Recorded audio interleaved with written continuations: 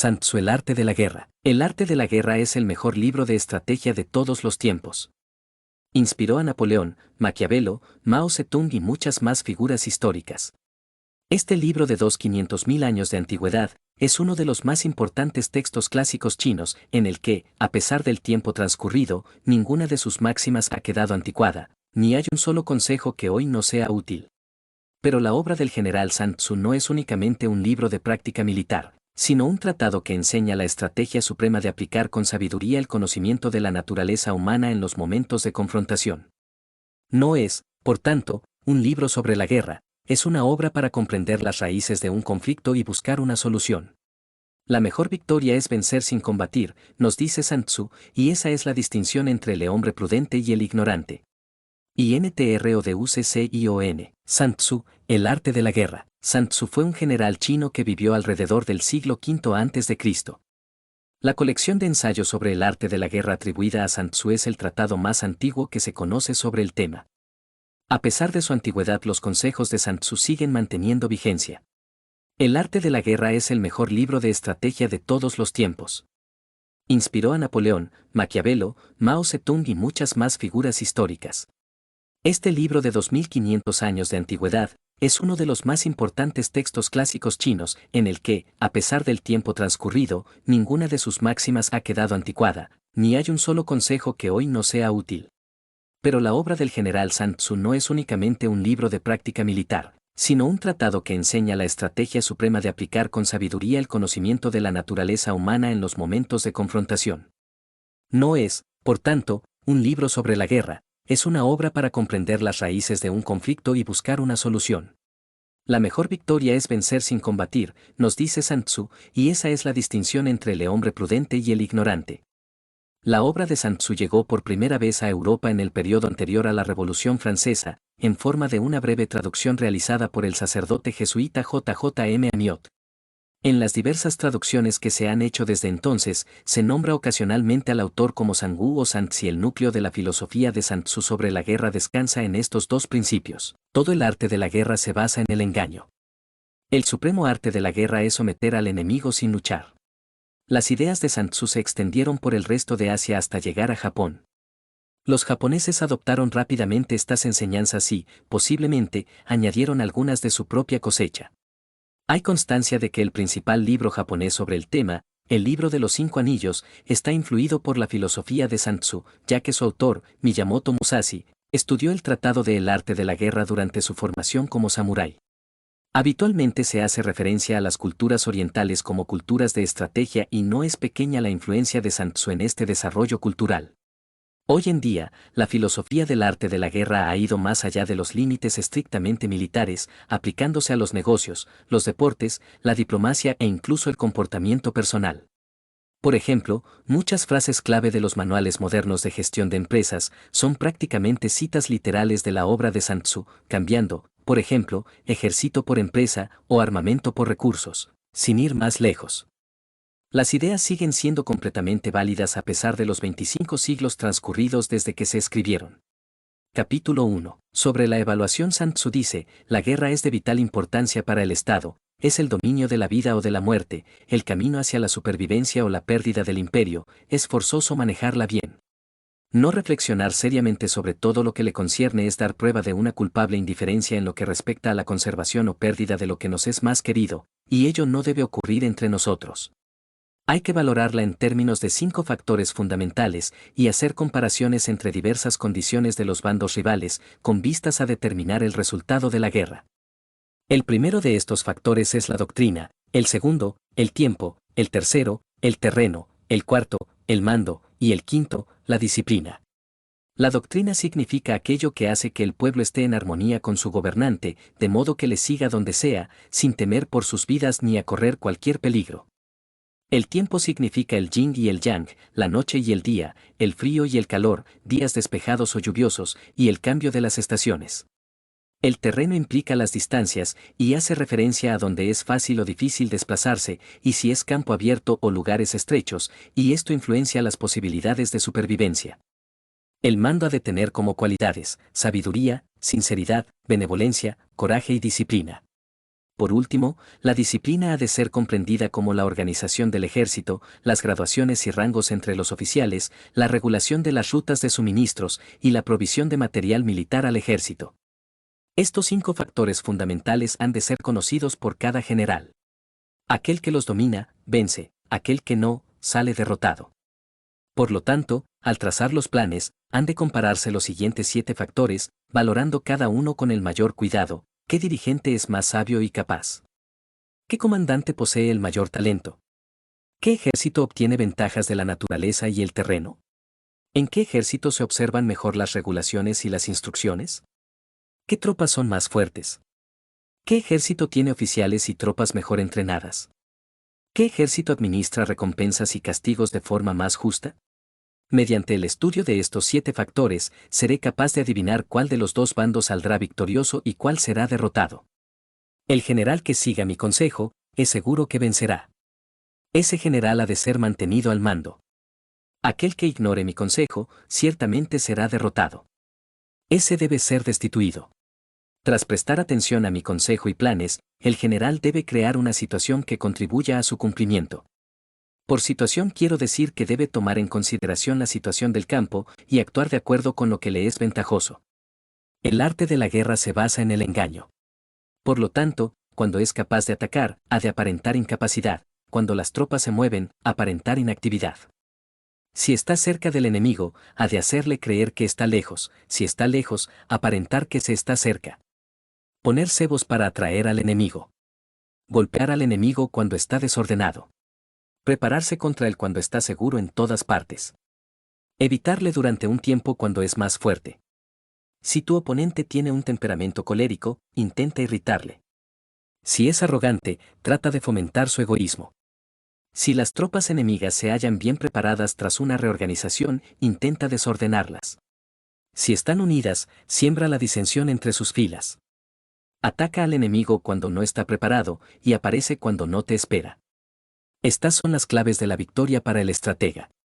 Ahora, si las estimaciones realizadas antes de la batalla indican victoria, es porque los cálculos cuidadosamente realizados muestran que tus condiciones son más favorables que las condiciones del enemigo; si indican derrota, es porque muestran que las condiciones favorables para la batalla son menores. Con una evaluación cuidadosa, uno puede vencer; sin ella, no puede. Muchas menos oportunidades de victoria tendrá aquel que no realiza cálculos en absoluto. Gracias a este método, se puede examinar la situación y el resultado aparece claramente. Capítulo 2. Sobre la iniciación de las acciones una vez comenzada la batalla, aunque estés ganando, de continuar por mucho tiempo, desanimará a tus tropas y embotará tu espada. Si estás sitiando una ciudad, agotarás tus fuerzas. Si mantienes a tu ejército durante mucho tiempo en campaña, tus suministros se agotarán. Las armas son instrumentos de mala suerte; emplearlas por mucho tiempo producirá calamidades. Como se ha dicho, los que a hierro matan, a hierro mueren. Cuando tus tropas están desanimadas, tu espada embotada, agotadas tus fuerzas y tus suministros son escasos, hasta los tuyos se aprovecharán de tu debilidad para sublevarse. Entonces, aunque tengas consejeros sabios, al final no podrás hacer que las cosas salgan bien. Por esta causa, he oído hablar de operaciones militares que han sido torpes y repentinas, pero nunca he visto a ningún experto en el arte de la guerra que mantuviese la campaña por mucho tiempo. Nunca es beneficioso para un país dejar que una operación militar se prolongue por mucho tiempo. Como se dice comúnmente, sé rápido como el trueno que retumba antes de que hayas podido taparte los oídos, veloz como el relámpago que relumbra antes de haber podido pestañear. Por lo tanto, los que no son totalmente conscientes de la desventaja de servirse de las armas no pueden ser totalmente conscientes de las ventajas de utilizarlas. Los que utilizan los medios militares con pericia no activan a sus tropas 2 veces, ni proporcionan alimentos en 3 ocasiones, con un mismo objetivo. Esto quiere decir que no se debe movilizar al pueblo más de una vez por campaña, y que inmediatamente después de alcanzar la victoria no se debe regresar al propio país para hacer una segunda movilización. Al principio esto significa proporcionar alimentos para las propias tropas, pero después se quitan los alimentos al enemigo. Si tomas los suministros de armas de tu propio país, pero quitas los alimentos al enemigo, puedes estar bien abastecido de armamento y de provisiones. Cuando un país se empobrece a causa de las operaciones militares, se debe al transporte de provisiones desde un lugar distante. Si las transportas desde un lugar distante, el pueblo se empobrecerá. Los que habitan cerca de donde está el ejército pueden vender sus cosechas a precios elevados, pero se acaba de este modo el bienestar de la mayoría de la población.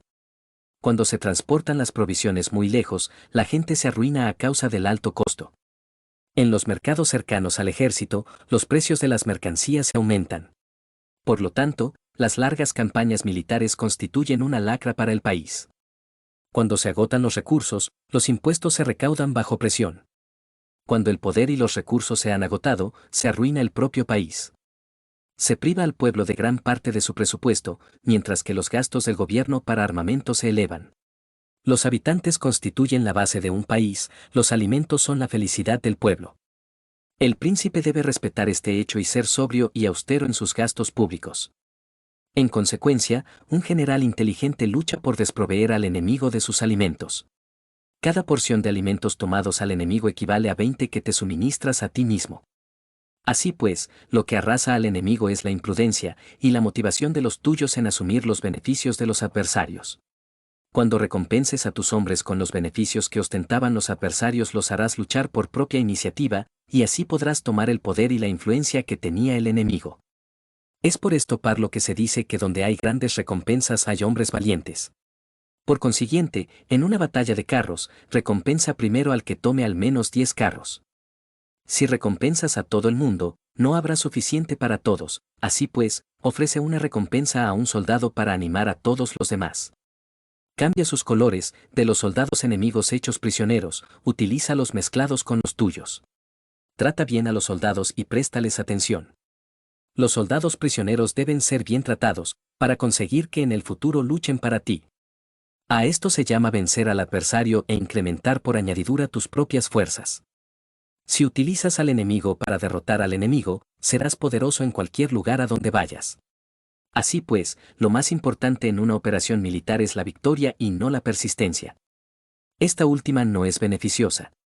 Un ejército es como el fuego, si no lo apagas, se consumirá por sí mismo.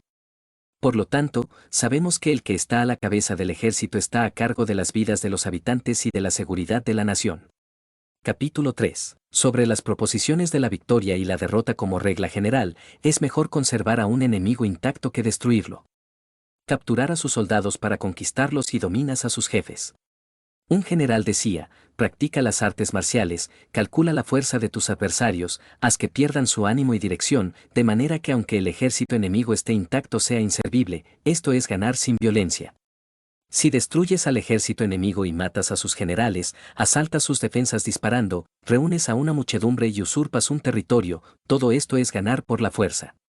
Por esto, los que ganan todas las batallas no son realmente profesionales, los que consiguen que se rindan impotentes los ejércitos ajenos sin luchar son los mejores maestros del arte de la guerra. Los guerreros superiores atacan mientras los enemigos están proyectando sus planes. Luego deshacen sus alianzas. Por eso, un gran emperador decía, el que lucha por la victoria frente a espadas desnudas no es un buen general. La peor táctica es atacar a una ciudad. Asediar, acorralar a una ciudad solo se lleva a cabo como último recurso. Emplea no menos de 3 meses en preparar tus artefactos y otros 3 para coordinar los recursos para tu asedio. Nunca se debe atacar por cólera y con prisas. Es aconsejable tomarse tiempo en la planificación y coordinación del plan. Por lo tanto, un verdadero maestro de las artes marciales vence a otras fuerzas enemigas sin batalla, conquista otras ciudades sin asediarlas y destruye a otros ejércitos sin emplear mucho tiempo. Un maestro experto en las artes marciales deshace los planes de los enemigos, estropea sus relaciones y alianzas, le corta los suministros o bloquea su camino, venciendo mediante estas tácticas sin necesidad de luchar.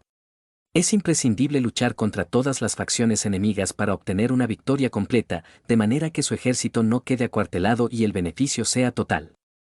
Esta es la ley del asedio estratégico. La victoria completa se produce cuando el ejército no lucha, la ciudad no es asediada, la destrucción no se prolonga durante mucho tiempo y en cada caso el enemigo es vencido por el empleo de la estrategia. Así pues, la regla de la utilización de la fuerza es la siguiente: si tus fuerzas son 10 veces superiores a las del adversario, rodéalo; si son 5 veces superiores, atácalo; si son 2 veces superiores, divídelo. Si tus fuerzas son iguales en número, lucha si te es posible. Si tus fuerzas son inferiores, Mantente continuamente en guardia, pues el más pequeño fallo te acarrearía las peores consecuencias. Trata de mantenerte al abrigo y evita en lo posible un enfrentamiento abierto con él. La prudencia y la firmeza de un pequeño número de personas pueden llegar a cansar y a dominar incluso a numerosos ejércitos. Este consejo se aplica en los casos en que todos los factores son equivalentes. Si tus fuerzas están en orden mientras que las suyas están inmersas en el caos, si tú y tus fuerzas están con ánimo y ellos desmoralizados, entonces, aunque sean más numerosos, puedes entrar en batalla. Si tus soldados, tus fuerzas, tu estrategia y tu valor son menores que las de tu adversario, entonces debes retirarte y buscar una salida. En consecuencia, si el bando más pequeño es obstinado, cae prisionero del bando más grande. Esto quiere decir que si un pequeño ejército no hace una valoración adecuada de su poder y se atreve a enemistarse con una gran potencia, por mucho que su defensa sea firme, inevitablemente se convertirá en conquistado. Si no puedes ser fuerte, pero tampoco sabes ser débil, serás derrotado. Los generales son servidores del pueblo. Cuando su servicio es completo, el pueblo es fuerte. Cuando su servicio es defectuoso, el pueblo es débil. Así pues, existen tres maneras en las que un príncipe lleva al ejército al desastre. Cuando un príncipe, ignorando los hechos, ordena avanzar a sus ejércitos o retirarse cuando no deben hacerlo, a esto se le llama inmovilizar al ejército. Cuando un príncipe ignora los asuntos militares, pero comparte en pie de igualdad el mando del ejército, los soldados acaban confusos. Cuando el príncipe ignora cómo llevar a cabo las maniobras militares, pero comparte por igual su dirección, los soldados están vacilantes. Una vez que los ejércitos están confusos y vacilantes, empiezan los problemas procedentes de los adversarios. A esto se le llama perder la victoria por trastornar el aspecto militar. Si intentas utilizar los métodos de un gobierno civil para dirigir una operación militar, la operación será confusa. Triunfan aquellos que saben cuándo luchar y cuando no saben discernir cuándo utilizar muchas o pocas tropas. Tienen tropas cuyos rangos superiores e inferiores tienen el mismo objetivo. Se enfrentan con preparativos a enemigos desprevenidos. Tienen generales competentes y no limitados por sus gobiernos civiles. Estas 5 son las maneras de conocer al futuro vencedor. Hablar de que el príncipe sea el que da las órdenes en todo es como el general solicitarle permiso al príncipe para poder apagar un fuego, para cuando sea autorizado, ya no quedan sino cenizas. Si conoces a los demás y te conoces a ti mismo, ni en 100 batallas correrás peligro. Si no conoces a los demás, pero te conoces a ti mismo, perderás una batalla y ganarás otra. Si no conoces a los demás ni te conoces a ti mismo, correrás peligro en cada batalla. Capítulo 4. Sobre la medida en la disposición de los medios. Antiguamente, los guerreros expertos se hacían a sí mismos invencibles en primer lugar y después aguardaban para descubrir la vulnerabilidad de sus adversarios. Hacerte invencible significa conocerte a ti mismo, aguardar para descubrir la vulnerabilidad del adversario significa conocer a los demás. La invencibilidad está en uno mismo, la vulnerabilidad en el adversario. Por esto, los guerreros expertos pueden ser invencibles, pero no pueden hacer que sus adversarios sean vulnerables. Si los adversarios no tienen orden de batalla sobre el que informarse, ni negligencias o fallos de los que aprovecharse, ¿cómo puedes vencerlos aunque estén bien pertrechados? Por esto es por lo que se dice que la victoria puede ser percibida, pero no fabricada. La invencibilidad es una cuestión de defensa, la vulnerabilidad, una cuestión de ataque. Mientras no hayas observado vulnerabilidades en el orden de batalla de los adversarios, oculta tu propia formación de ataque y prepárate para ser invencible, con la finalidad de preservarte. Cuando los adversarios tienen órdenes de batalla vulnerables, es el momento de salir a atacarlos. La defensa es para tiempos de escasez, el ataque para tiempos de abundancia. Los expertos en defensa se esconden en las profundidades de la tierra, los expertos en maniobras de ataque se esconden en las más elevadas alturas del cielo. De esta manera pueden protegerse y lograr la victoria total. En situaciones de defensa, acalláis las voces y borráis las huellas, escondidos como fantasmas y espíritus bajo tierra, invisibles para todo el mundo. En situaciones de ataque, vuestro movimiento es rápido y vuestro grito fulgurante, veloz como el trueno y el relámpago, para los que no se puede uno preparar, aunque vengan del cielo. Prever la victoria cuando cualquiera la puede conocer no constituye verdadera destreza. Todo el mundo elogia la victoria ganada en batalla, pero esa victoria no es realmente tan buena. Todo el mundo elogia la victoria en la batalla, pero lo verdaderamente deseable es poder ver el mundo de lo sutil y darte cuenta del mundo de lo oculto, hasta el punto de ser capaz de alcanzar la victoria donde no existe forma. No se requiere mucha fuerza para levantar un cabello, no es necesario tener una vista aguda para ver el sol y la luna, ni se necesita tener mucho oído para escuchar el retumbar del trueno. Lo que todo el mundo conoce no se llama sabiduría, la victoria sobre los demás obtenida por medio de la batalla no se considera una buena victoria. En la antigüedad, los que eran conocidos como buenos guerreros vencían cuando era fácil vencer. Si solo eres capaz de asegurar la victoria tras enfrentarte a un adversario en un conflicto armado, esa victoria es una dura victoria. Si eres capaz de ver lo sutil y de darte cuenta de lo oculto, irrumpiendo antes del orden de batalla, la victoria así obtenida es una victoria fácil. En consecuencia, las victorias de los buenos guerreros no destacan por su inteligencia o su bravura. Así pues, las victorias que ganan en batalla no son debidas a la suerte. Sus victorias no son casualidades, sino que son debidas a haberse situado previamente en posición de poder ganar con seguridad, imponiéndose sobre los que ya han perdido de antemano. La gran sabiduría no es algo obvio, el mérito grande no se anuncia. Cuando eres capaz de ver lo sutil, es fácil ganar. ¿Qué tiene esto que ver con la inteligencia o la bravura? ¿Cuándo se resuelven los problemas antes de que surjan? ¿Quién llama a esto inteligencia? Cuando hay victoria sin batalla, ¿quién habla de bravura? Así pues, los buenos guerreros toman posición en un terreno en el que no pueden perder y no pasan por alto las condiciones que hacen a su adversario proclive a la derrota. En consecuencia, un ejército victorioso gana primero y entabla la batalla después, un ejército derrotado lucha primero e intenta obtener la victoria después. Esta es la diferencia entre los que tienen estrategia y los que no tienen planes premeditados. Los que utilizan bien las armas cultivan el camino y observan las leyes. Así pueden gobernar prevaleciendo sobre los corruptos. Servirse de la armonía para desvanecer la oposición, no atacar un ejército inocente, no hacer prisioneros o tomar botín par donde pasa el ejército, no cortar los árboles ni contaminar los pozos, limpiar y purificar los templos de las ciudades y montañas del camino que atraviesas, no repetir los errores de una civilización decadente. A todo esto se llama el camino y sus leyes.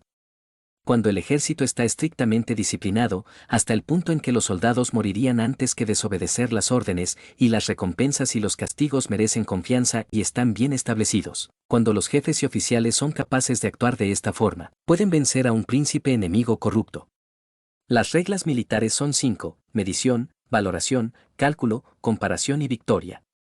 El terreno da lugar a las mediciones, estas dan lugar a las valoraciones a los cálculos, estos a las comparaciones, y las comparaciones dan lugar a las victorias.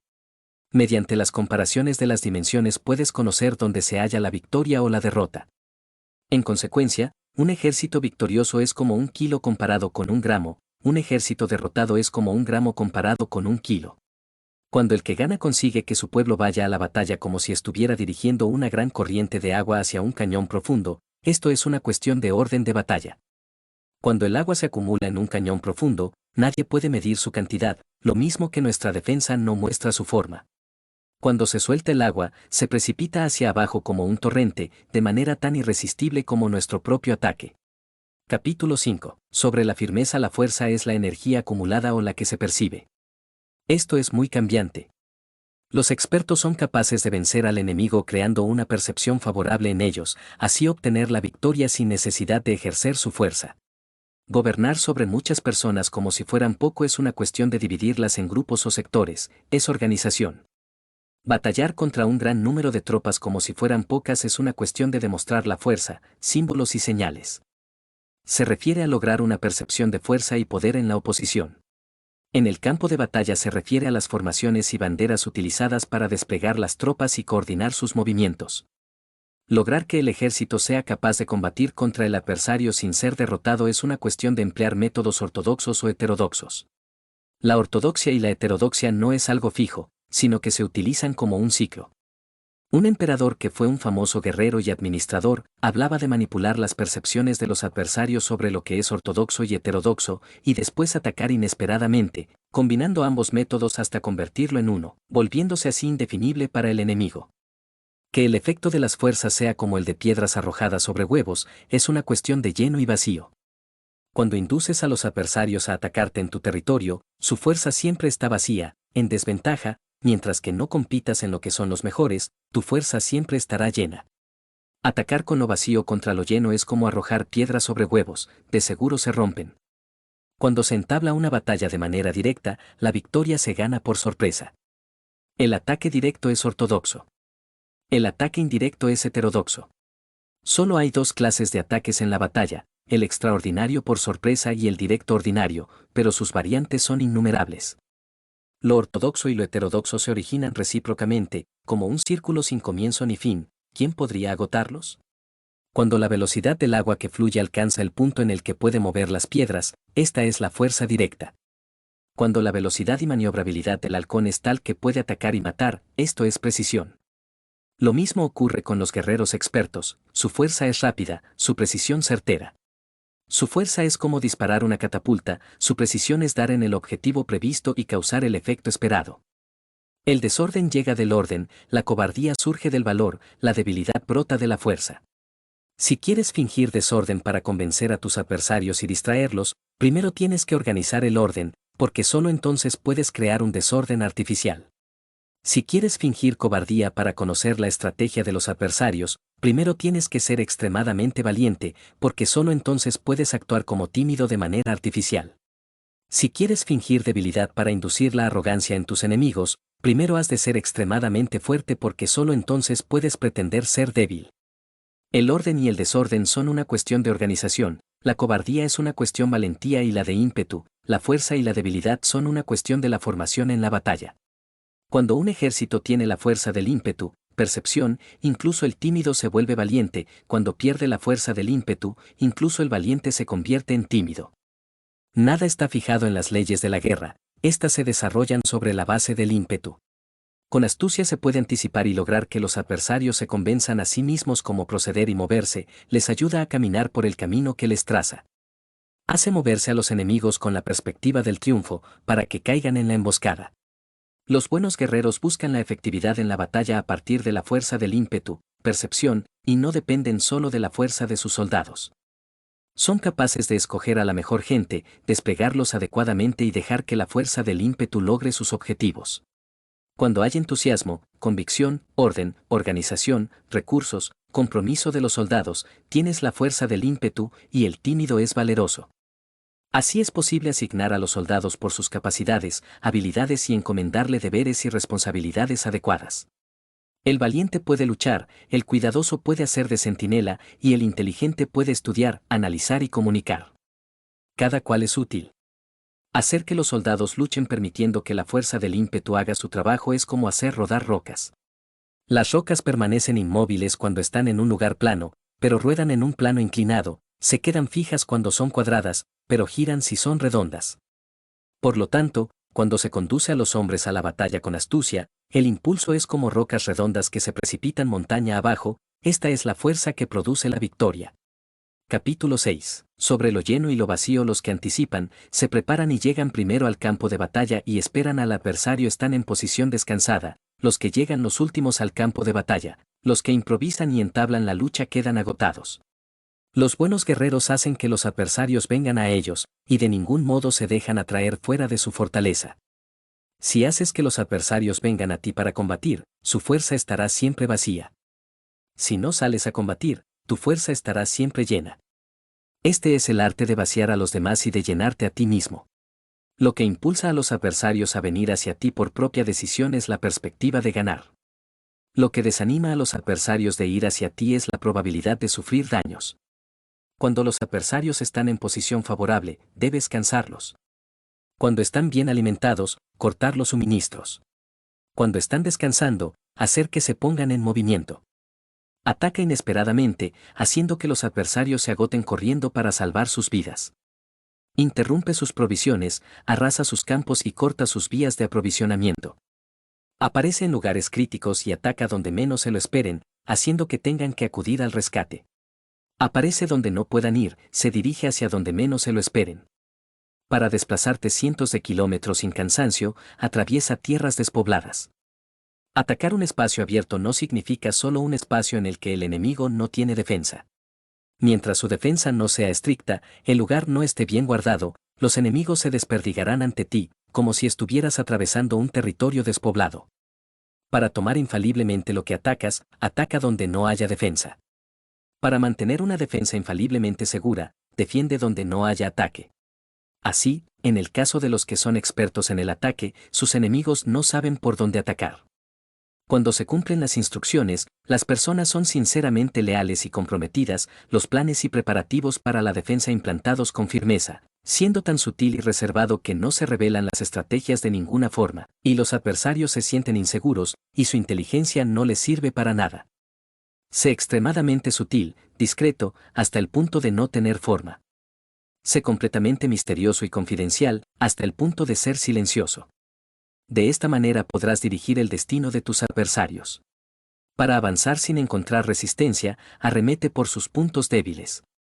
Para retirarte de manera esquiva, sé más rápido que ellos.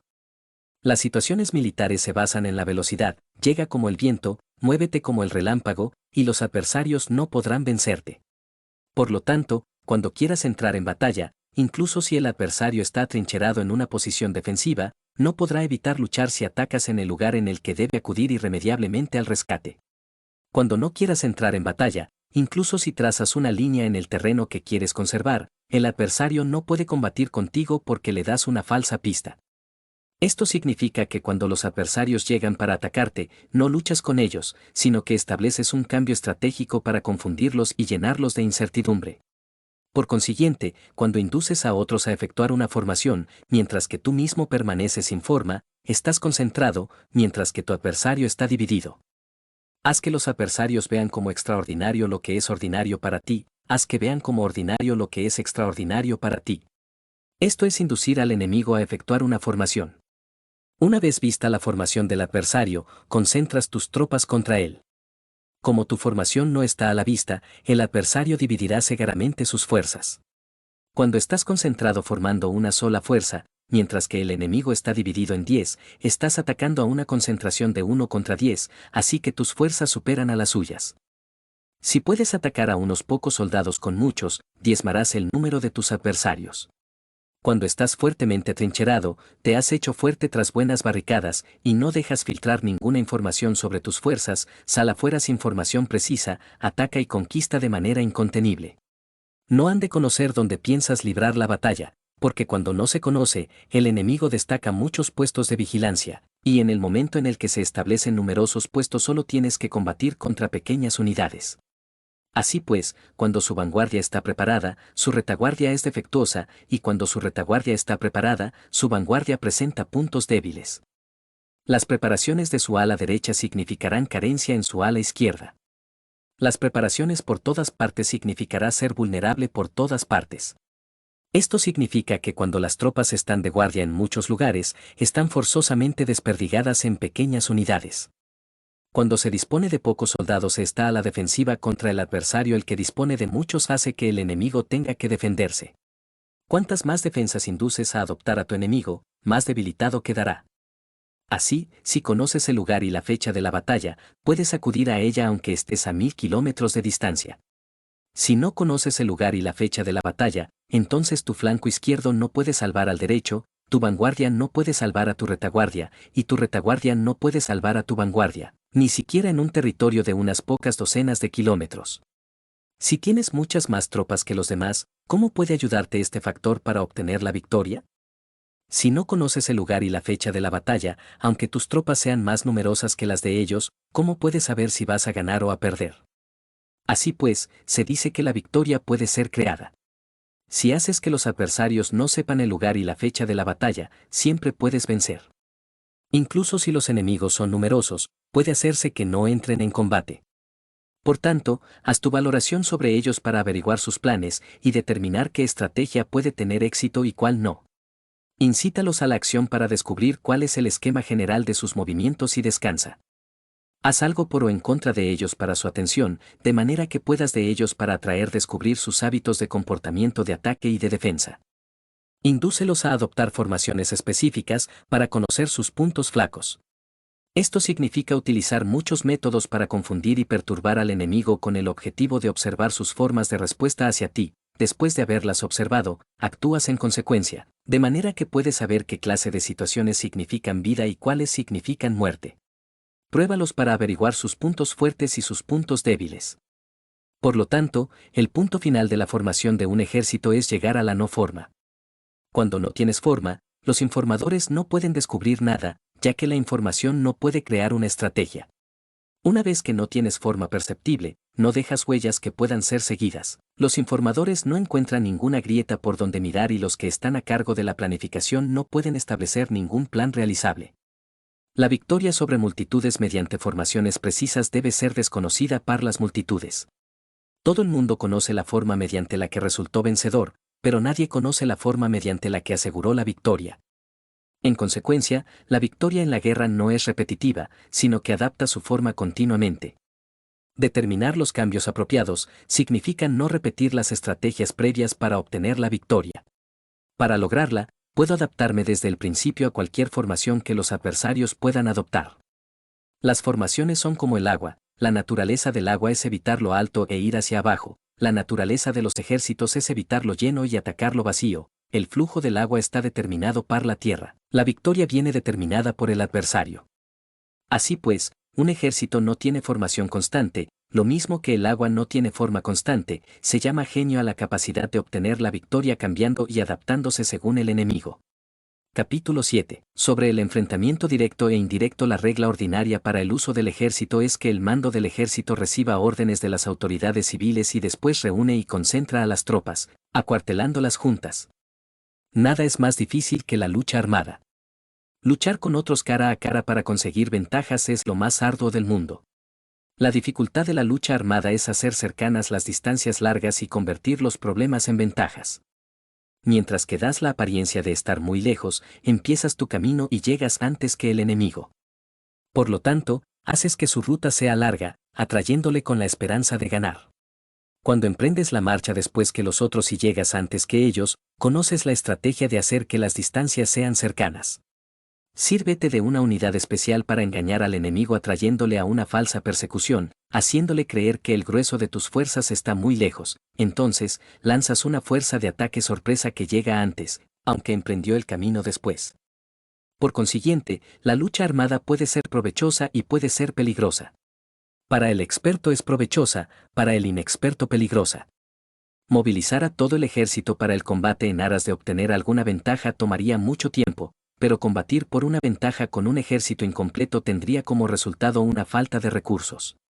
Si te movilizas rápidamente y sin parar día y noche, recorriendo el doble de la distancia habitual, y si luchas por obtener alguna ventaja a miles de kilómetros, tus jefes militares serán hechos prisioneros. Los soldados que sean fuertes llegarán allí primero, los más cansados llegarán después, como regla general, solo lo conseguirá 1 de cada 10. Cuando la ruta es larga las tropas se cansan, si han gastado su fuerza en la movilización, llegan agotadas mientras que sus adversarios están frescos, así pues, es seguro que serán atacadas. Combatir por una ventaja a 50 kilómetros de distancia frustrará los planes del mando, y, como regla general, solo la mitad de los soldados lo harán. Si se combate por obtener una ventaja a 30 kilómetros de distancia, solo 2 de cada 3 soldados los recorrerán. Así pues, un ejército perece si no está equipado, si no tiene provisiones o si no tiene dinero. Estas 3 cosas son necesarias, no puedes combatir para ganar con un ejército no equipado, o sin provisiones, lo que el dinero facilita. Por tanto, si ignoras los planes de tus rivales, no puedes hacer alianzas precisas. A menos que conozcas las montañas y los bosques, los desfiladeros y los pasos, y la condición de los pantanos, no puedes maniobrar con una fuerza armada. A menos que utilices guías locales, no puedes aprovecharte de las ventajas del terreno. Solo cuando conoces cada detalle de la condición del terreno puedes maniobrar y guerrear. Por consiguiente, una fuerza militar se usa según la estrategia prevista, se moviliza mediante la esperanza de recompensa, y se adapta mediante la división y la combinación. Una fuerza militar se establece mediante la estrategia en el sentido de que distraes al enemigo para que no pueda conocer cuál es tu situación real y no pueda imponer su supremacía. Se moviliza mediante la esperanza de recompensa, en el sentido de que entra en acción cuando ve la posibilidad de obtener una ventaja. Dividir y volver a hacer combinaciones de tropas se hace para confundir al adversario y observar cómo reacciona frente a ti, de esta manera puedes adaptarte para obtener la victoria. Por eso, cuando una fuerza militar se mueve con rapidez es como el viento, cuando va lentamente es como el bosque, es voraz como el fuego e inmóvil como las montañas. Es rápida como el viento en el sentido que llega sin avisar y desaparece como el relámpago. Es como un bosque porque tiene un orden. Es voraz como el fuego que devasta una planicie sin dejar tras sí ni una brizna de hierba. Es inmóvil como una montaña cuando se acuartela.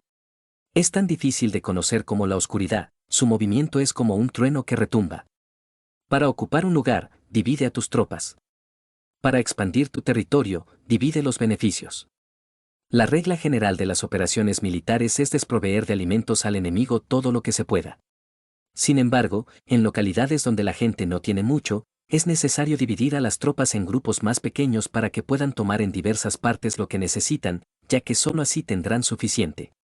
En cuanto a dividir el botín, significa que es necesario repartirlo entre las tropas para guardar lo que ha sido ganado, no dejando que el enemigo lo recupere. Actúa después de haber hecho una estimación.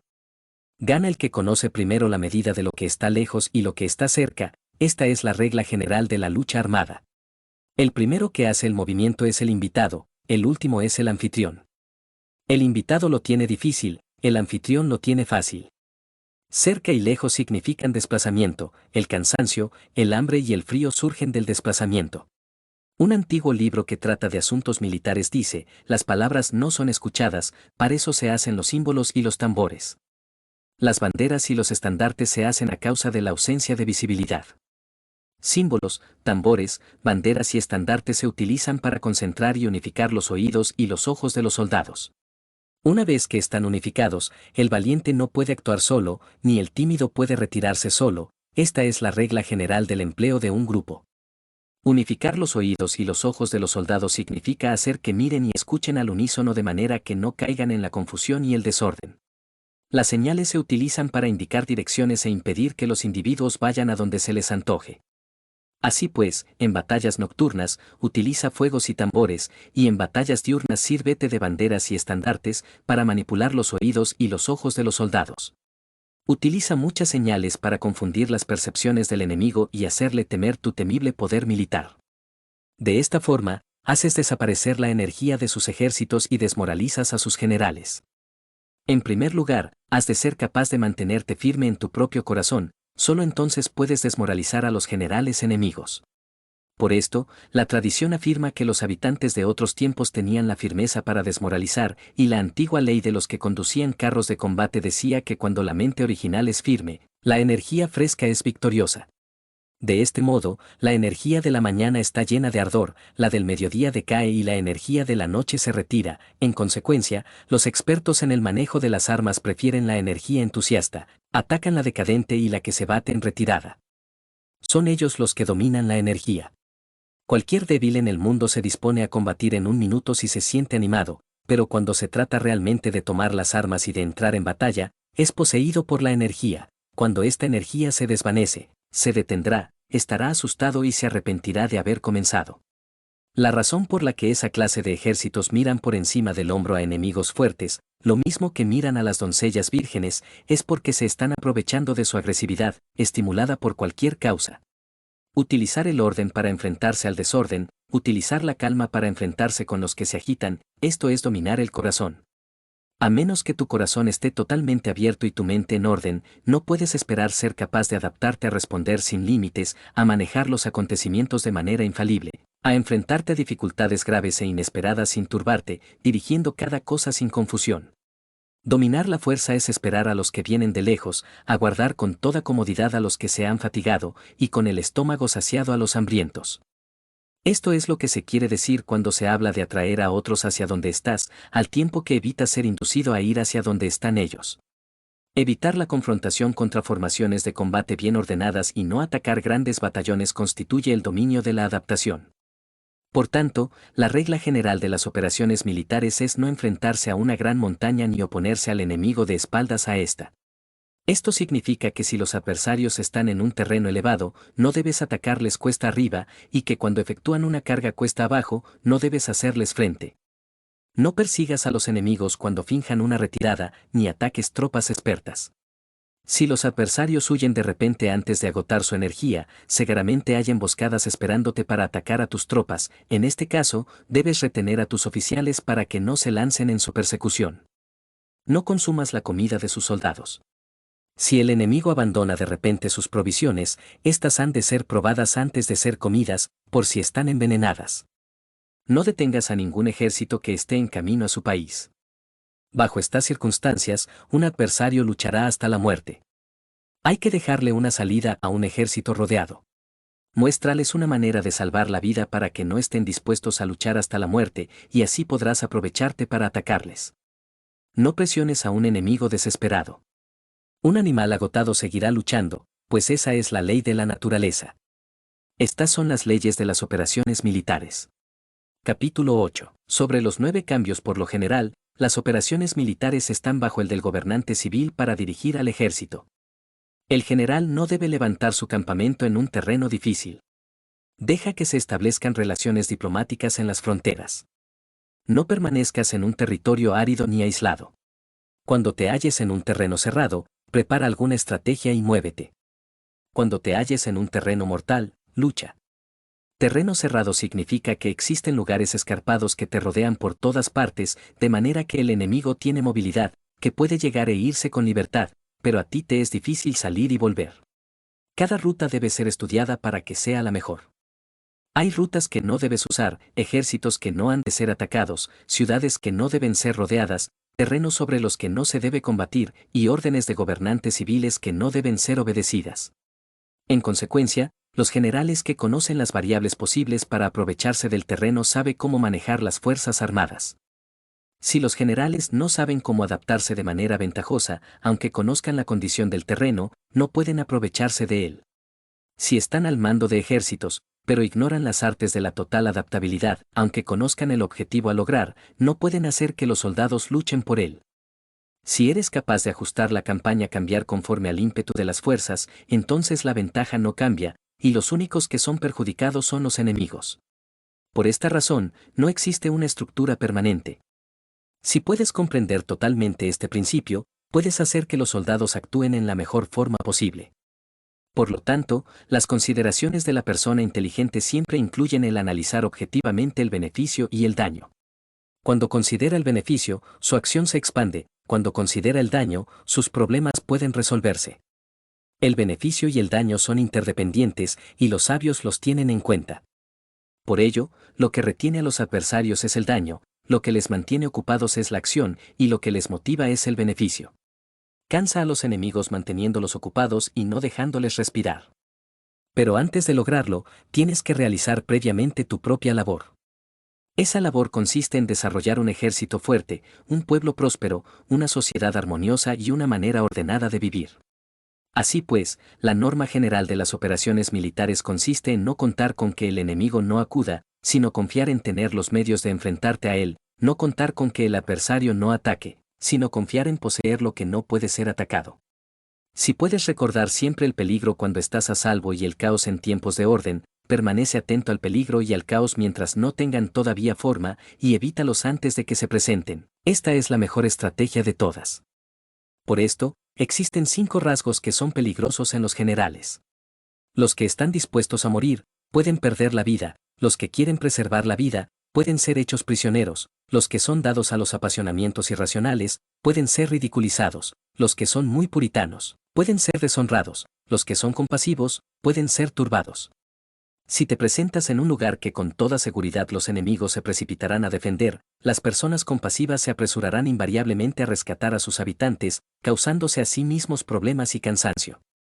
Estos son 5 rasgos que constituyen defectos en los generales y que son desastrosos para las operaciones militares. Los buenos generales son de otra manera, se comprometen hasta la muerte, pero no se aferran a la esperanza de sobrevivir; actúan de acuerdo con los acontecimientos, en forma racional y realista, sin dejarse llevar por las emociones ni estar sujetos a quedar confundidos. Cuando ven una buena oportunidad, son como tigres; en caso contrario cierran sus puertas. Su acción y su no acción son cuestiones de estrategia, y no pueden ser complacidos ni enfadados. Capítulo 9. Sobre la distribución de los medios. Las maniobras militares son el resultado de los planes y las estrategias en la manera más ventajosa para ganar. Determinan la movilidad y efectividad de las tropas. Si vas a colocar tu ejército en posición de observar al enemigo, atraviesa rápido las montañas y vigílalos desde un valle. Considera el efecto de la luz y mantente en la posición más elevada del valle. Cuando combatas en una montaña, ataca desde arriba hacia abajo y no al revés. Combate estando cuesta abajo y nunca cuesta arriba. Evita que el agua divida tus fuerzas, aléjate de las condiciones desfavorables lo antes que te sea posible. No te enfrentes a los enemigos dentro del agua, es conveniente dejar que pasen la mitad de sus tropas y en ese momento dividirlas y atacarlas. No te sitúes río abajo. No camines en contra de la corriente, ni en contra del viento. Si acampas en la ribera de un río, tus ejércitos pueden ser sorprendidos de noche, empujados a ahogarse o se les puede colocar veneno en la corriente. Tus barcas no deben ser amarradas corriente abajo, para impedir que el enemigo aproveche la corriente lanzando sus barcas contra ti. Si atraviesas pantanos, hazlo rápidamente. Si te encuentras frente a un ejército en medio de un pantano, permanece cerca de sus plantas acuáticas o respaldado por los árboles. En una llanura, toma posiciones desde las que sea fácil maniobrar, manteniendo las elevaciones del terreno detrás y a tu derecha, estando las partes más bajas delante y las más altos detrás. Generalmente, un ejército prefiere un terreno elevado y evita un terreno bajo, aprecia la luz y detesta la oscuridad. Los terrenos elevados son estimulantes, y por lo tanto, la gente se halla a gusto en ellos, además son convenientes para adquirir la fuerza del ímpetu. Los terrenos bajos son húmedos, lo cual provoca enfermedades y dificulta el combate. Cuida de la salud física de tus soldados con los mejores recursos disponibles. Cuando no existe la enfermedad en un ejército, se dice que éste es invencible. Donde haya montículos y terraplenes, sitúate en su lado soleado, manteniéndolo siempre a tu derecha y detrás. Colocarse en la mejor parte del terreno es ventajoso para una fuerza militar. La ventaja en una operación militar consiste en aprovecharse de todos los factores beneficiosos del terreno. Cuando llueve río arriba y la corriente trae consigo la espuma, si quieres cruzarlo, espera a que escampe. Siempre que un terreno presente barrancos infranqueables, lugares cerrados, trampas, riesgos, grietas y prisiones naturales, debes abandonarlo rápidamente y no acercarte a él. En lo que a mí concierne, siempre me mantengo alejado de estos accidentes del terreno, de manera que los adversarios estén más cerca que yo de ellos, doy la cara a estos accidentes, de manera que queden a espaldas del enemigo.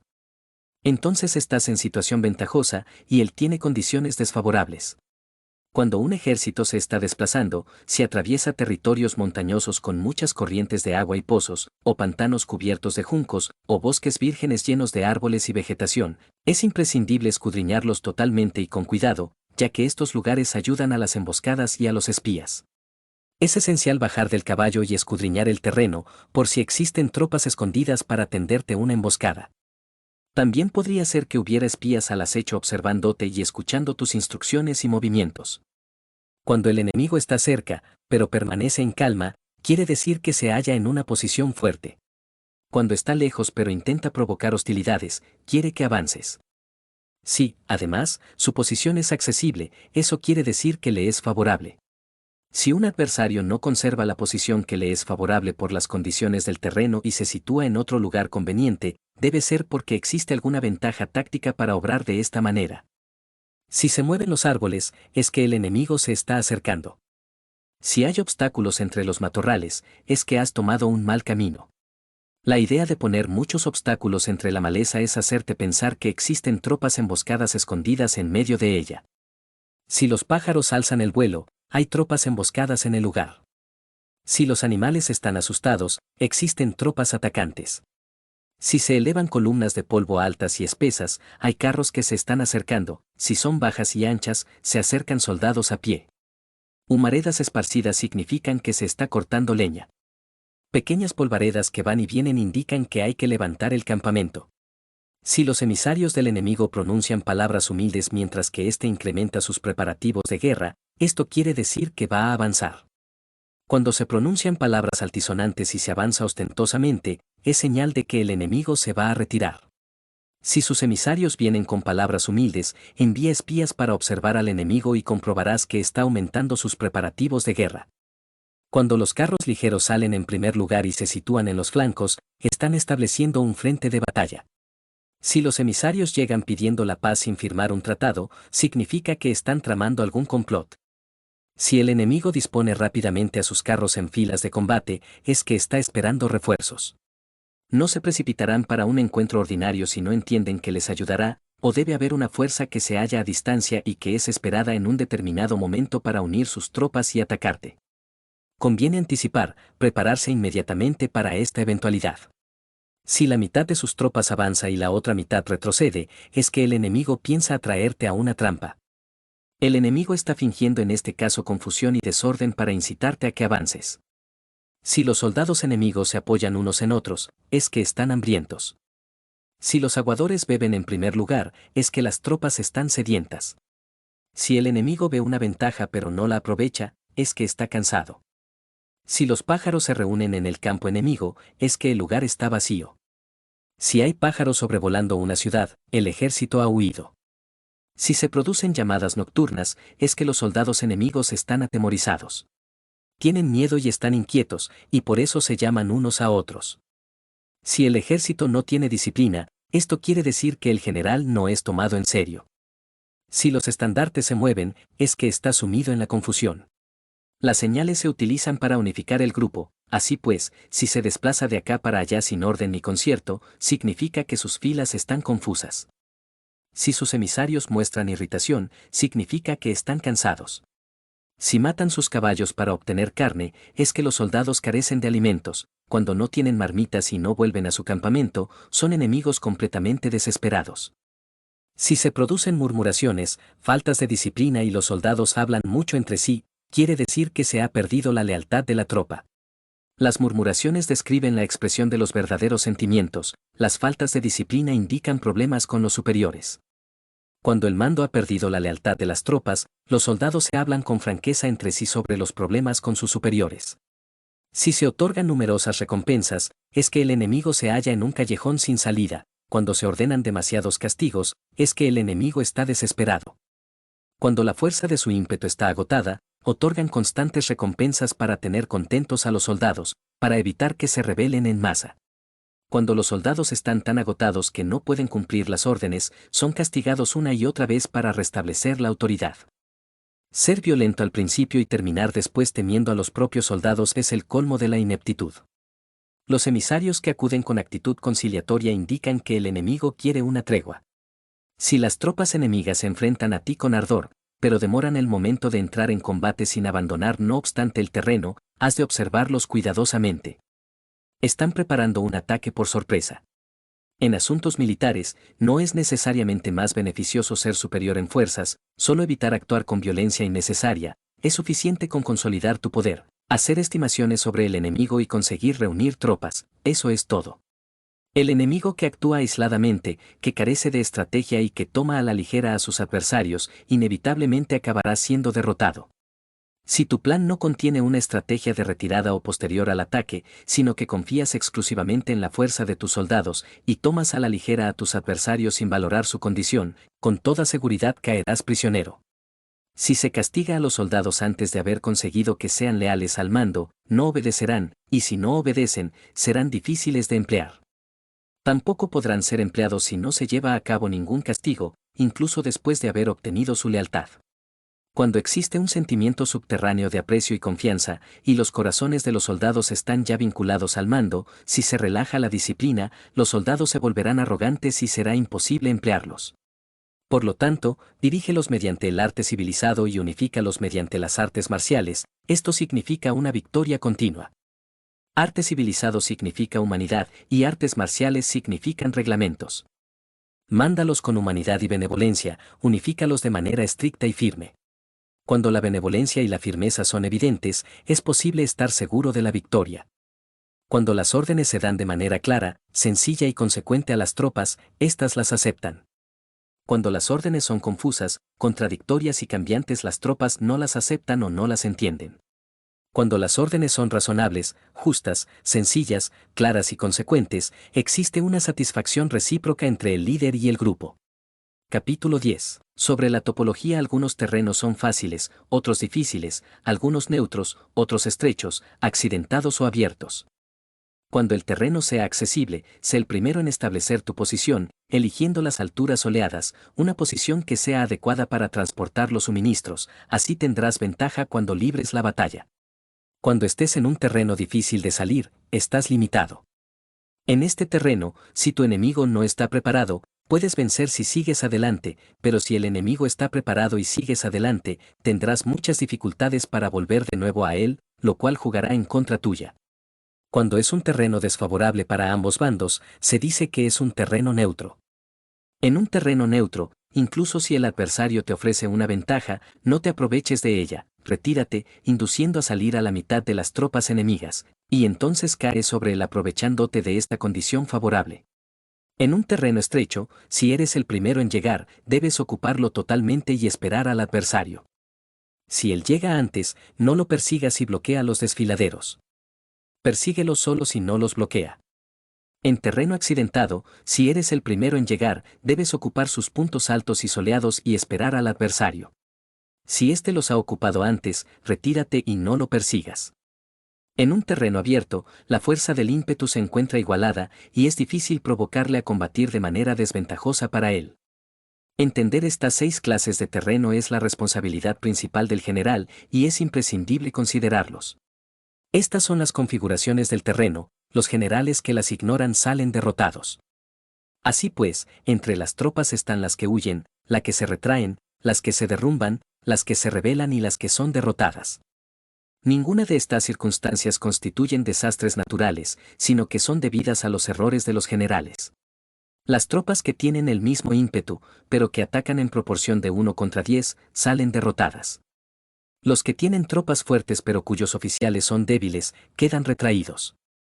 Los que tienen soldados débiles al mando de oficiales fuertes, se verán en apuros. Cuando los oficiales superiores están encolerizados y son violentos, y se enfrentan al enemigo por su cuenta y por despecho, y cuando los generales ignoran sus capacidades, el ejército se desmoronará. Como norma general, para poder vencer al enemigo, todo el mando militar debe tener una sola intención y todas las fuerzas militares deben cooperar. Cuando los generales son débiles y carecen de autoridad, cuando las órdenes no son claras, cuando oficiales y soldados no tienen solidez y las formaciones son anárquicas, se produce revuelta. Los generales que son derrotados son aquellos que son incapaces de calibrar a los adversarios, entran en combate con fuerzas superiores en número o mejor equipadas, y no seleccionan a sus tropas según los niveles de preparación de las mismas.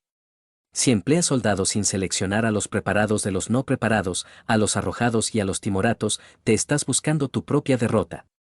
Estas son las 6 maneras de ser derrotado. La comprensión de estas situaciones es la responsabilidad suprema de los generales y deben ser consideradas. La primera es no calibrar el número de fuerzas, la segunda, la ausencia de un sistema claro de recompensas y castigos, la tercera, la insuficiencia de entrenamiento, la cuarta es la pasión irracional, la quinta es la ineficacia de la ley del orden, y la sexta es el fallo de no seleccionar a los soldados fuertes y resueltos.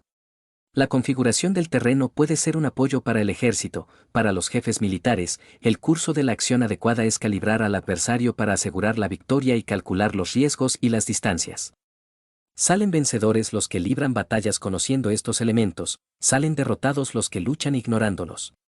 Por lo tanto, cuando las leyes de la guerra señalan una victoria segura es claramente apropiado entablar batalla, incluso si el gobierno ha dado órdenes de no atacar.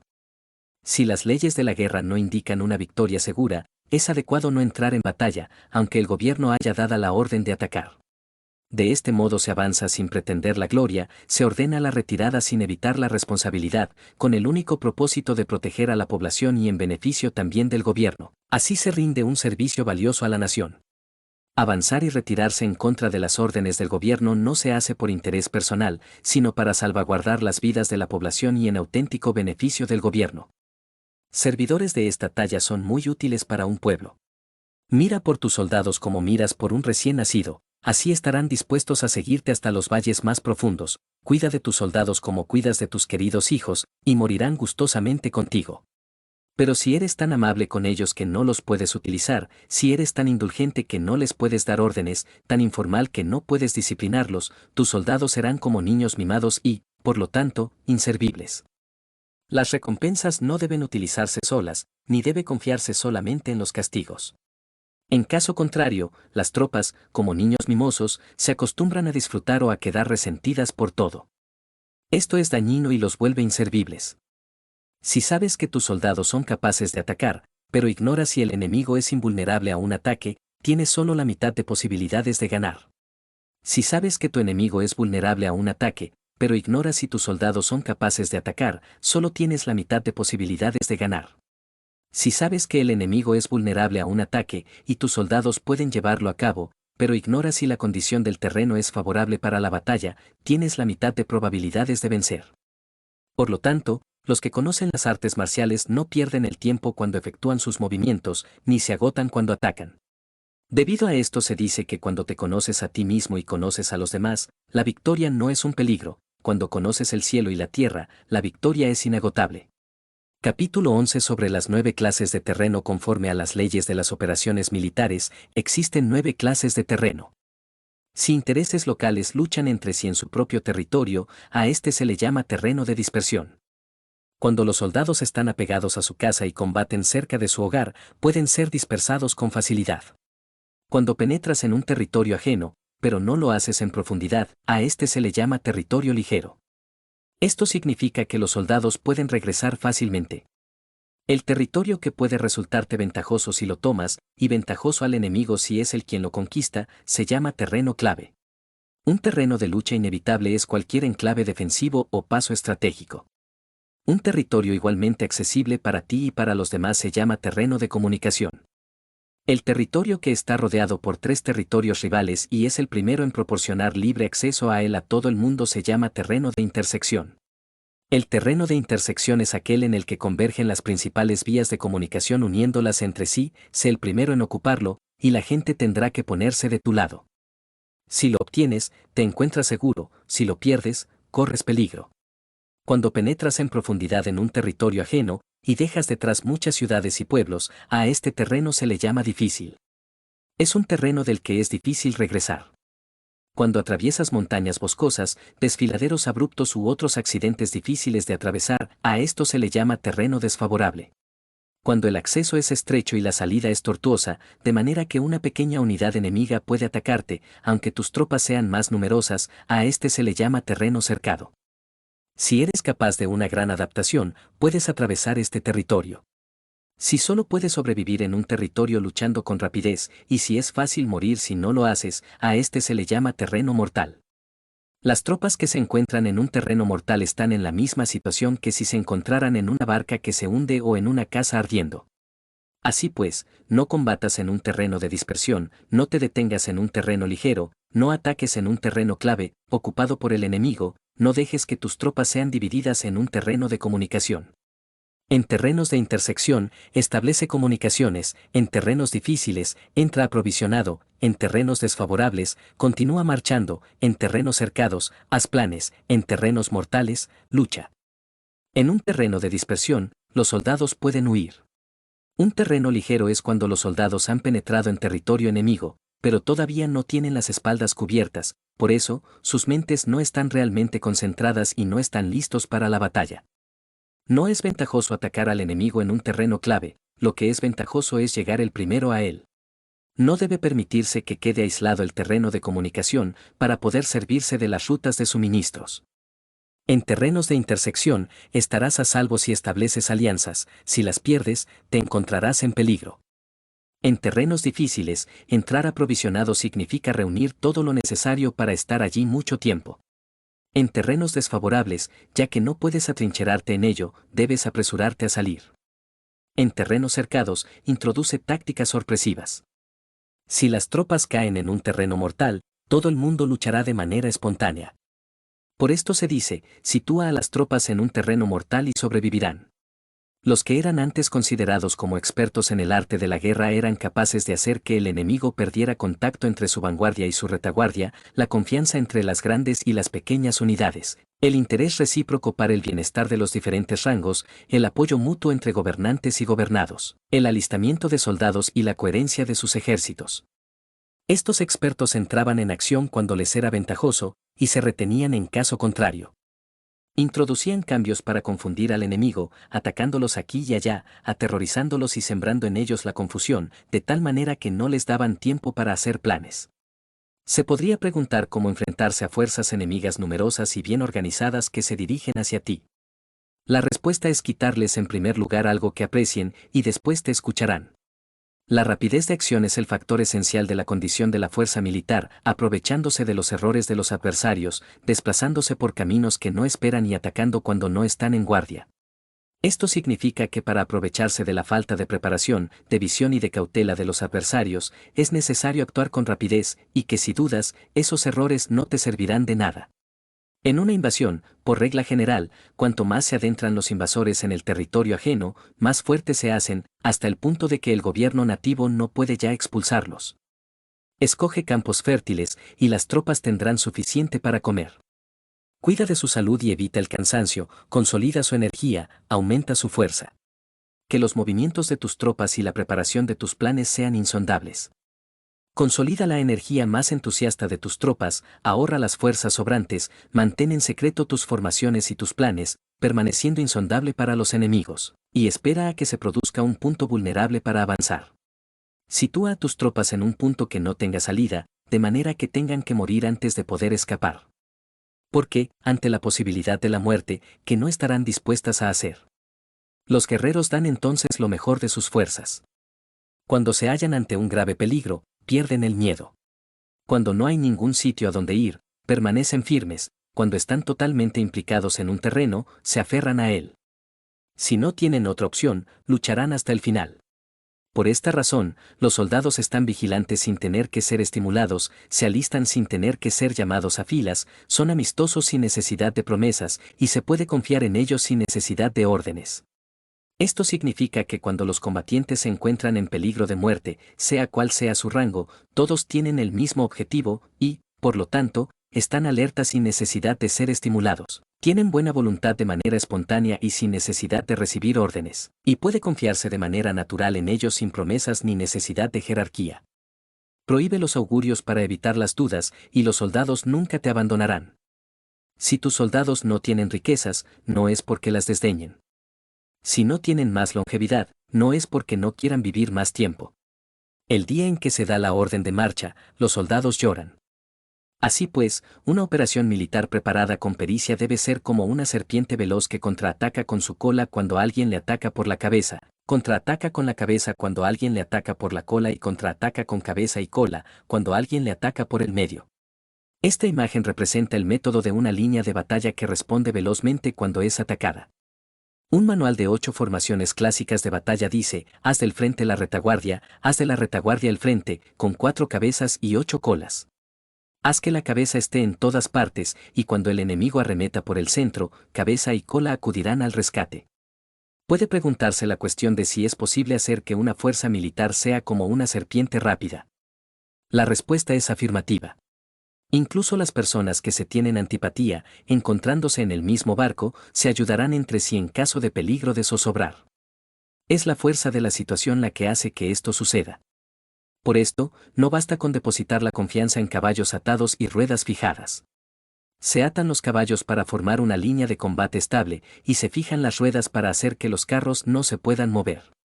Pero aún así, esto no es suficientemente seguro ni se puede confiar en ello. Es necesario permitir que haya variantes a los cambios que se hacen, poniendo a los soldados en situaciones mortales, de manera que combatan de forma espontánea y se ayuden unos a otros codo con codo. Este es el camino de la seguridad y de la obtención de una victoria cierta. La mejor organización es hacer que se exprese el valor y mantenerlo constante. Tener éxito tanto con tropas débiles como con tropas aguerridas se basa en la configuración de las circunstancias. Si obtienes la ventaja del terreno, puedes vencer a los adversarios, incluso con tropas ligeras y débiles. ¿Cuánto más te sería posible si tienes tropas poderosas y aguerridas? Lo que hace posible la victoria a ambas clases de tropas es las circunstancias del terreno. Por lo tanto, los expertos en operaciones militares logran la cooperación de la tropa, de tal manera que dirigir un grupo es como dirigir a un solo individuo que no tiene más que una sola opción. Corresponde al general ser tranquilo, reservado, justo y metódico. Sus planes son tranquilos y absolutamente secretos para que nadie pueda descubrirlos. Su mando es justo y metódico, así que nadie se atreve a tomarlo a la ligera. Puede mantener a sus soldados sin información y en completa ignorancia de sus planes. Cambia sus acciones y revisa sus planes, de manera que nadie pueda reconocerlos. Cambia de lugar su emplazamiento y se desplaza por caminos sinuosos, de manera que nadie pueda anticiparse. Puedes ganar cuando nadie puede entender en ningún momento cuáles son tus intenciones. Dice un gran hombre: el principal engaño que se valora en las operaciones militares no se dirige solo a los enemigos, sino que empieza por las propias tropas, para hacer que le sigan a uno sin saber a dónde van.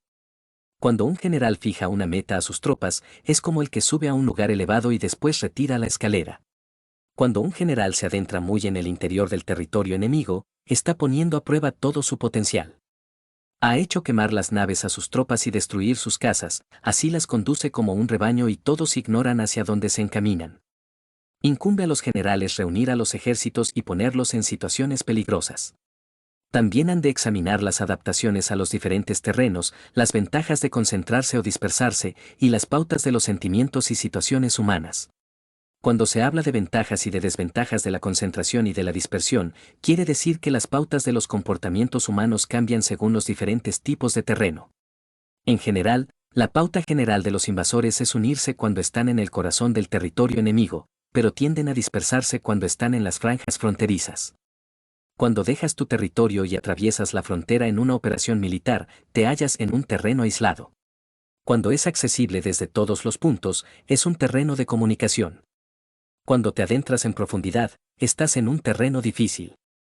Cuando penetras poco, estás en un terreno ligero. Cuando a tus espaldas se hallen espesuras infranqueables y delante pasajes estrechos, estás en un terreno cercado. Cuando no haya ningún sitio a donde ir, se trata de un terreno mortal. Así pues, en un terreno de dispersión, yo unificaría las mentes de los soldados. En un terreno ligero, las mantendría en contacto. En un terreno clave, les haría apresurarse para tomarlo. En un terreno de intersección, prestaría atención a la defensa. En un terreno de comunicación, establecería sólidas alianzas. En un terreno difícil, aseguraría suministros continuados. En un terreno desfavorable, urgiría a mis tropas a salir rápidamente de él. En un terreno cercado, cerraría las entradas. En un terreno mortal, indicaría a mis tropas que no existe ninguna posibilidad de sobrevivir. Por esto, la psicología de los soldados consiste en resistir cuando se ven rodeados, luchar cuando no se puede evitar y obedecer en casos extremos. Hasta que los soldados no se ven rodeados, no tienen la determinación de resistir al enemigo hasta alcanzar la victoria. Cuando están desesperados, presentan una defensa unificada. Por ello, los que ignoran los planes enemigos no pueden preparar alianzas. Los que ignoran las circunstancias del terreno no pueden hacer maniobrar a sus fuerzas. Los que no utilizan guías locales no pueden aprovecharse del terreno. Los militares de un gobierno eficaz deben conocer todos estos factores. Cuando el ejército de un gobierno eficaz ataca a un gran territorio, el pueblo no se puede unir. Cuando su poder sobrepasa a los adversarios, es imposible hacer alianzas. Si puedes averiguar los planes de tus adversarios, aprovéchate del terreno y haz maniobrar al enemigo de manera que se encuentre indefenso. En este caso, ni siquiera un gran territorio puede reunir suficientes tropas para detenerte. Por lo tanto, si no luchas por obtener alianzas, ni aumentas el poder de ningún país, pero extiendes tu influencia personal amenazando a los adversarios, todo ello hace que el país y las ciudades enemigas sean vulnerables. Otorga recompensas que no estén reguladas y da órdenes desacostumbradas. Considera la ventaja de otorgar recompensas que no tengan precedentes, observa cómo el enemigo hace promesas sin tener en cuenta los códigos establecidos. Maneja las tropas como si fueran una sola persona. Empléalas en tareas reales, pero no les hables. Motívalas con recompensas, pero no les comentes los perjuicios posibles. Emplea a tus soldados solo en combatir, sin comunicarles tu estrategia. Déjales conocer los beneficios que les esperan, pero no les hables de los daños potenciales. Si la verdad se filtra, tu estrategia puede hundirse. Si los soldados empiezan a preocuparse, se volverán vacilantes y temerosos. Colócalos en una situación de posible exterminio y entonces lucharán para vivir. Ponles en peligro de muerte y entonces sobrevivirán. Cuando las tropas afrontan peligros, son capaces de luchar para obtener la victoria. Así pues, la tarea de una operación militar es fingir acomodarse a las intenciones del enemigo. Si te concentras totalmente en este, puedes matar a su general aunque estés a kilómetros de distancia. A esto se llama cumplir el objetivo con pericia. Al principio te acomodas a sus intenciones, después matas a sus generales, esta es la pericia en el cumplimiento del objetivo. Así, el día en que se declara la guerra, se cierran las fronteras, se rompen los salvoconductos y se impide el paso de emisarios. Los asuntos se deciden rigurosamente desde que se comienza a planificar y establecer la estrategia desde la casa o cuartel general. El rigor en los cuarteles generales en la fase de planificación se refiere al mantenimiento del secreto. Cuando el enemigo ofrece oportunidades, aprovéchalas inmediatamente. Entérate primero de lo que pretende y después anticípate a él. Mantén la disciplina y adáptate al enemigo para determinar el resultado de la guerra. Así, al principio eres como una doncella y el enemigo abre sus puertas, entonces, tú eres como una liebre suelta y el enemigo no podrá expulsarte.